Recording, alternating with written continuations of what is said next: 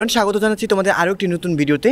আজকে আমি কথা বলবো কিভাবে তোমরা খুব অল্প সময়ের মধ্যে তোমাদের সিলেবাসটাকে রিভাইজ করতে পারো এবং তোমরা যেই স্টেজে আসলে এখন আসো সেই স্টেজটা থেকে রিকভারি হতে পারো। অনেকে আসলে তাদের কনফিডেন্স হারাই ফেলতেছো, অনেকেই বলতেছো ভাইয়া আমার আসলে কনফিডেন্স একেবারেই চলে যাচ্ছে, আমি আর পড়াশোনা করতে পারতেছি না, আমার কিছু মনে হচ্ছে না, আর কিছু আমাদের হবে না মনে হচ্ছে, এরকমটা সবার ক্ষেত্রেই মনে হয়। আর আজকে আমি শেয়ার করবো কীভাবে তোমার এই টাইমটাকে আসলে তুমি খুব ইফেক্টিভ ওয়েতে এবং তোমার সিলেবাসটাকে খুব তাড়াতাড়ি কমপ্লিট করতে পারো সেটা নিয়ে কথা বলবো।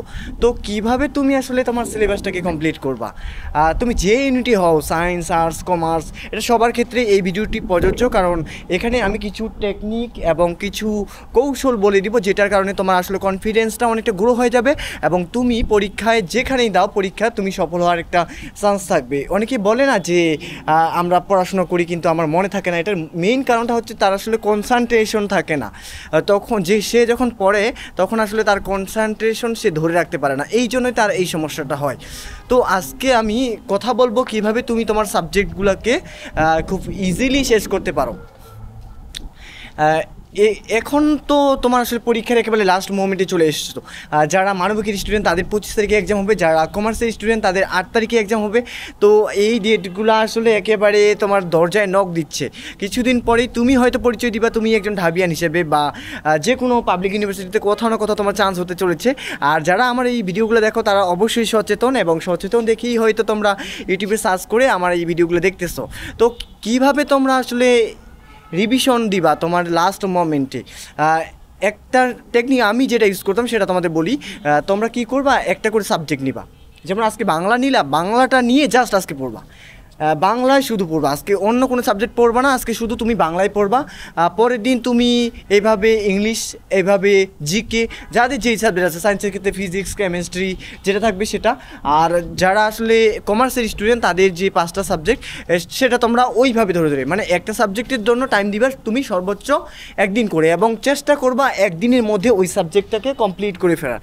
যদি তুমি এই টেকনিকটা ইউজ করো তাহলে দেখবা যার জয়টা সাবজেক্ট, মানে কমার্সের ক্ষেত্রে আমরা 5টা দেখি, আর্টসের ক্ষেত্রে আমরা 3টা সাবজেক্ট দেখি, তো এটা তোমার কমপ্লিট করতে আসলে 5 দিনের বেশি লাগার কথা না। 5 দিনে যখন তোমার এইটা কমপ্লিট হয়ে যাবে তখন কিন্তু তোমার একটা কনফিডেন্স গ্রো হয়ে যাবে।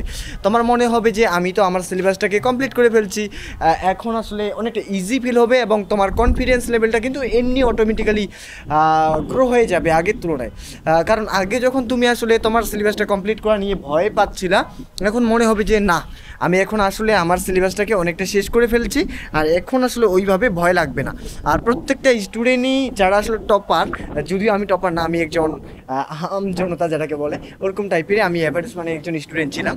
তো আমি যদি এই জায়গাটায় চান্স পেতে পারি এবং আমি যদি এভাবে মানে রিভিশন দিয়ে এই জায়গাগুলোকে রিকেপ করতে পারি, তোমরা কেন পারবা না? তোমরা অবশ্যই পারবা, আর তোমাদের দ্বারাই সম্ভব হবে।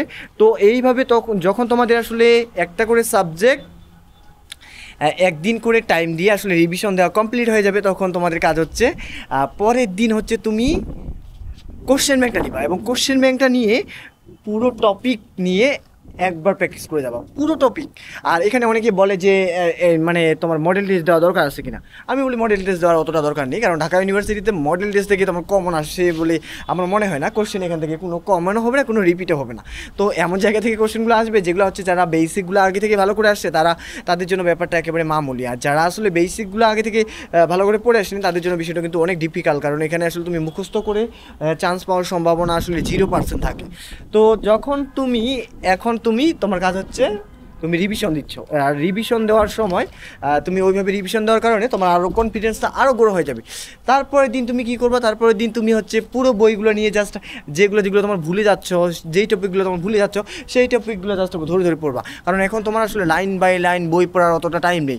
আর এখানে টাইম মানে অনেকে বলে না যে 10 ঘন্টা 12 ঘন্টা বই পড়ে, 10 ঘন্টা 12 ঘন্টা বই পড়ার কোনো দরকার আমি মনে করি না, কারণ তোমার যদি আসলে মনোযোগ সহকারে আসলে একজন মানুষ 10 ঘন্টা টানা মনোযোগ সহকারে পড়তে পারে বলে আমার মনেও হয় না, কারণ আমার ক্ষেত্রে এটা আমি কখনো বিশ্বাস করি না যে একজন মানুষ 10 ঘন্টা পড়ে বা 10 ঘন্টা সে মনে রাখতে পারবে, কারণ 10 ঘন্টা কনসেন্ট্রেশন এর হয়তো তুমি টেবিলে বসে থাকবা কিন্তু তোমার আসলে ওই সময় পড়ার মনোযোগ থাকবে না। তুমি কী করবা, একজন মানুষ সর্বোচ্চ আধা ঘন্টা বা 1 ঘন্টা আসলে তার কনসেন্ট্রেশনটাকে ধরে রাখতে পারে। তো 1 ঘন্টা সে যদি খুব ভালো করে পড়ে দেন সে একটু রেস্ট নিয়ে এইভাবে, আর এখন আসলে তোমাকে অতটা ডিপ্রেশন হওয়া যাবে না যে তোমার দ্বারা হচ্ছে না, হয়তো তুমি তোমার মনে হয় হবে না, এরকম কিছু মনে করাই যাবে না। কারণ এখন তোমাকে কনফিডেন্স অনেক হাই রাখতে হবে, না হলেই তোমার দ্বারা চান্স পাওয়া অনেক ডিফিকাল্ট। আর তোমরা যারা আমার এই ভিডিওগুলো দেখছো, তোমরা যদি এইভাবে তোমাদের সিলেবাসটাকে শেষ করে ফেলো, তাহলে আশা করি তোমাদের যত সমস্যা আছে সবগুলি তোমরা রিকভার করতে পারবা। এবং তোমরা যারা আমার এই ভিডিওগুলো দেখতেছো তারা অবশ্যই কমেন্টে জানাবা যে আজকের ডেটটা তোমরা অবশ্যই মেনশন করবা কমেন্ট সেকশনে, এবং সবাই কমেন্টে জানাবা যে দেখা হবে ঢাকা বিশ্ববিদ্যালয় ক্যাম্পাসে। আর যদি তোমরা আসলে তোমাদের প্রিপারেশন ঠিকভাবে নাও এবং তোমাদের পড়াশোনার যদি কোনো ঘাটতি না থাকে, তাহলে আশা করি তোমাদের চান্স হবে এবং হতে চলেছে। আর এটাই, আর দেখা হবে তোমাদের সাথে ঢাকা বিশ্ববিদ্যালয়ে। তোমরা একদিন চান্স পেয়ে বলবা যে ভাইয়া আমরা আপনার ভিডিও দেখছি, ভিডিও দেখার মাধ্যমে মোটিভেটেড হতাম। তো এগুলো হচ্ছে আমার কাছে সবচেয়ে বড় পাওনা, এই জন্য আমি আসলে তোমাদের জন্য এই ভিডিওগুলো করে রাখি।